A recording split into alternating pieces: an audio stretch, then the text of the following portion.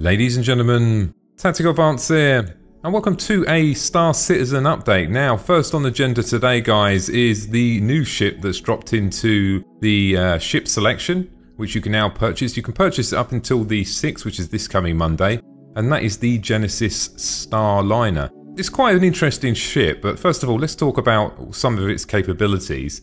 The main purpose of the ship is a passenger transport ship. We'll go through some of the specs, but there's a lot more to this ship than actually meets the eye. I think it goes a lot deeper than just an actual transport ship. Now, obviously, it specialises in transportation. It seats around about 40 individuals, and that's not including the crew, so quite a few there. Now, the sort of roles it actually can be used for, it can actually be used for, you could use it for racing, so you could stow away a couple of little racing ships in the back and then go to racing events. You could use it as a troop transporter. I mean, it's highly customizable, but I think it goes so much further than that. Because this ship is actually built around the concept of the modular room system, this ship will be modular in a way where you're about to make this ship pretty much anything you want. If you think about the core strength of the overall ship, it's very good at fuel economy, redundancy, and what I mean, we'll talk about more about redundancy later. That's basically on the engines and shields. Fuel economy and reliability. So with all them put together, you can actually use this as a cargo transport ship. The standard cargo units it has is 403. Now this can increase. If you remove the seating area, you can increase the cargo capacity. We don't know what that's going to be yet, but that's definitely the case. So it can carry a fair bit of cargo. It'd be interesting to see, once all these modules are moved out, if you did want to do cargo, how much actually cargo you can actually load in. Out of the factory, it comes with the standard modules for transportation. It can transport NPCs or players. Now this could be a mix of NPC and players, or it could be all NPCs or all players. So that sort of moves into just ferrying some people around to just gaining some money, maybe some on NPCs. Or possibly you might be using it as troop transport. Now it has a minimal defense system on the ship. It's not designed to fight off waves and waves of fighters. It's got one class 5. We don't know what actually it's going to be, but it's gimbal mounted. So it's capable of actually defending itself to some extent. Now going back to what I was saying a little bit earlier about the redundancy. If you actually look at the stats page, on sort of face value, it does look like the actual loadout for the maximum power plant and the shields is extremely high. It says the maximum power plant size is 7 and the maximum shield is 7. I mean, that's very, very, very high. And the reason for this is because the way the actual ship works, it works on redundancy. So if one engine gets taken out, it can still fly perfectly fine.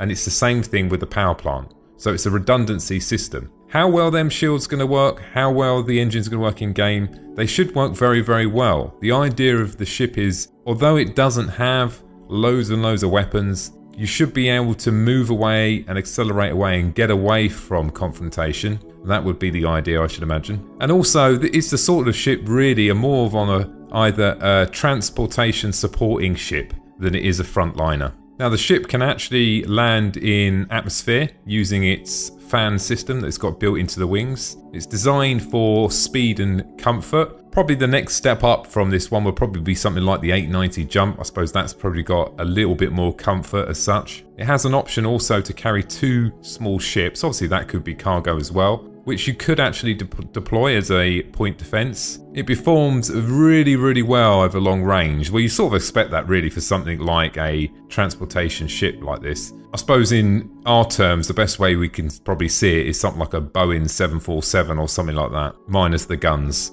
Now this ship actually is quite appealing for most players that don't want to do the PvP sort of gameplay, the battling sort of gameplay. I think for transportation, it does tick that box.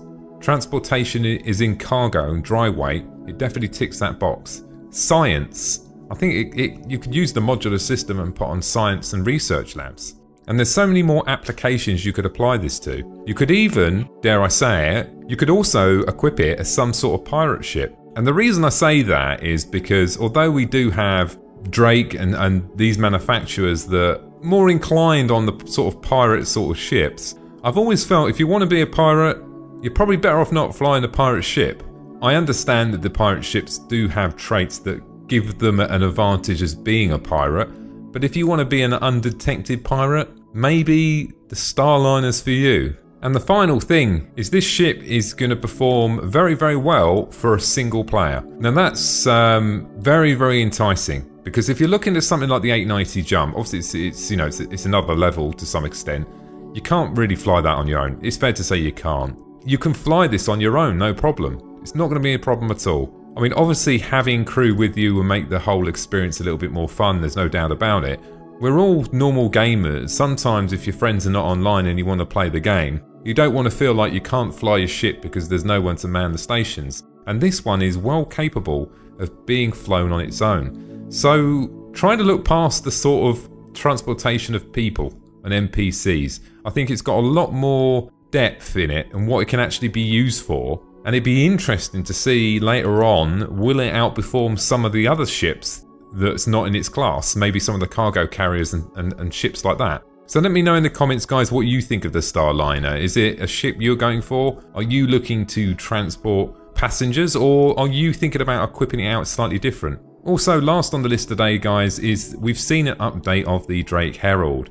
Now, they've made some changes to it, and I'm sort of glad they have. I like symmetrical. That's personal preference. I know other people have different opinions over that. Obviously, the scythe not being symmetrical, and I do like that, so maybe that's a bit of a contradiction what I've just said. I do tend to prefer things that are symmetrical, personally. The Herald originally, it did have this scanner array on one side, and it did look a bit funny. It did sell well, people did like the ship, but I'm sort of glad that they've taken feedback from the community and they've made it more symmetrical. It does look a lot better now, and I've put a couple of pictures there also to so you can have a look at. One of the things they're actually working on at the moment as well, they're working on this scanner array, how the actual scanner array is going to be displayed, because originally it was like this sort of like, you know, little thing bolted on the side. Now they're looking, it looks like they're heading towards some sort of fold out scanner array, which I think's a much better idea, and it adds another game mechanic into the game, because if it's infiltration and scanning and stuff like that, I think that you should have to deploy it,